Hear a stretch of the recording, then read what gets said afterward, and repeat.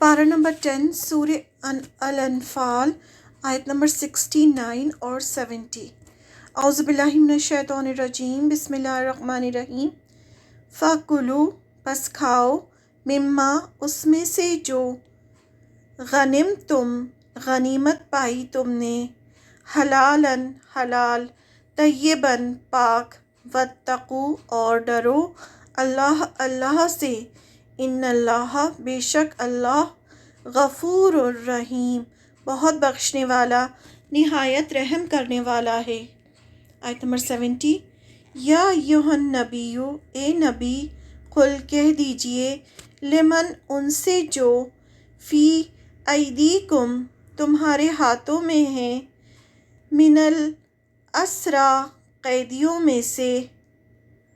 ان اگر، یعلمی جان لے گا، اللہ فی قلوبکم تمہارے دلوں میں، خیرن کوئی بھلائی، یؤتیکم وہ دے گا تمہیں، خیرن بہتر، مما اس سے جو، اخذا لے لیا گیا، منکم تم سے، ویغفر اور وہ بخش دے گا، لکم تمہیں، واللہ اور اللہ، غفور الرحیم بہت بخشنے والا، نہایت رحم کرنے والا ہے۔ آیت نمبر 69 دیکھتے ہیں پہلے۔ لہٰذا اب تم نے جو مال غنیمت میں حاصل کیا ہے، اسے پاکیزہ حلال مال کے طور پر کھاؤ، اور اللہ سے ڈرتے رہو، یقیناً اللہ بہت بخشنے والا، بڑا مہربان ہے۔ یہ جنگ بدر کی آیت ہے کہ جو مال غنیمت کفار سے ملا ہے وہ تمہارے لیے حلال ہے، پاکیزہ ہے، اسے کھاؤ، یعنی اسے استعمال کر سکتے ہو، اور اللہ سے ڈرتے رہو، یقیناً اللہ تعالیٰ بہت بخشنے والا، بڑا مہربان ہے۔ ڈرنے کا حکم دیا اللہ سے، یعنی تقوی اختیار کرو، تو اللہ تعالیٰ بہت بخشنے والا، بڑا مہربان ہے۔ اس کے بعد آیت نمبر 70 میں فرمایا، اے نبی، تم لوگوں کے ہاتھوں میں جو قیدی ہیں، یعنی جب جنگ بدر ہوئی تھی اس کے بعد جو مشرکین مکہ قید ہو کر آئے تھے، اور جنہوں نے مسلمان ہونے کا ارادہ ظاہر کیا، یعنی ہیں تو وہ مشرکین میں سے آئے تھے لیکن وہ دل میں مسلمان ہونا چاہتے تھے، ان سے کہہ دو،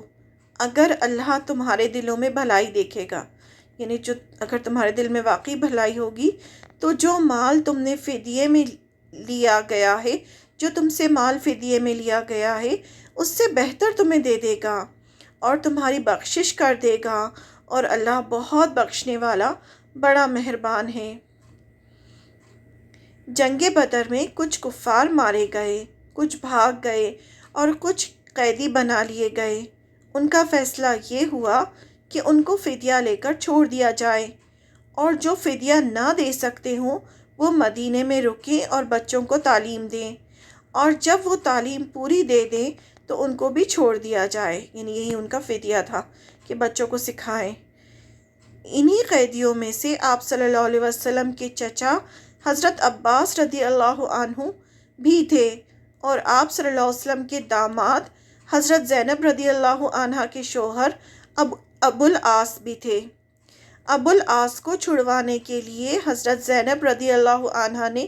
حضرت خدیجہ رضی اللہ عنہا کا ہار بھیجا، جس کو دیکھ کر آپ صلی اللہ علیہ وسلم کی آنکھوں میں آنسو آ گئے۔ انہی قیدیوں کے بارے میں اللہ نے ارشاد فرمایا کہ اگر اللہ تمہارے دلوں میں بھلائی دیکھے گا، یعنی وہ جو قیدی تھے ان کے بارے میں فرمایا کہ اگر تمہارے دلوں میں بھلائی ہوگی، یعنی تم اسلام قبول کر لو گے، تو جو